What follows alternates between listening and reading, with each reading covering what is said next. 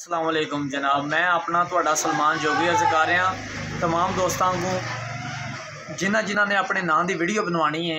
Video वेख के तो रबता करना, अपना कमेंट्स करो वीडियो ते। जिन्हें अपने नाम की वीडियो बनवानी है, शेयर ते वीडियो बनवानी है, अपने नाम ते शेयर बनवाना है, वो मेहरबानी करके कमेंट्स करे। ਉਹਦੇ ਨਾਂ ਦਾ कमेंट्स मैं पढ़ के ਉਹਦੇ ਨਾਂ ਦਾ शेयर बना के करांदा। ते हुंदे सज्जन गुलाब दे फुल दी माने ते भला वो दरयार ना होवन। वड्डी गल है कायम ज़मीर होवन, भावें दौलतदार ना होवन।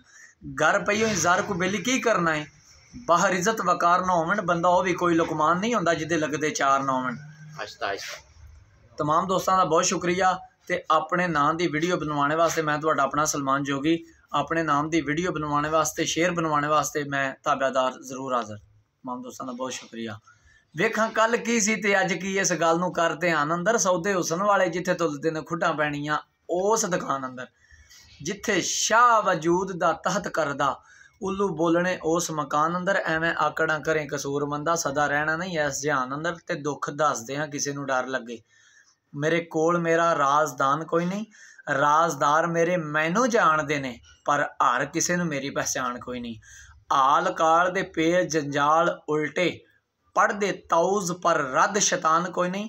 बदतर थी वाना कसूर मंदा, जड़ा दिलों इंसान कोई नहीं।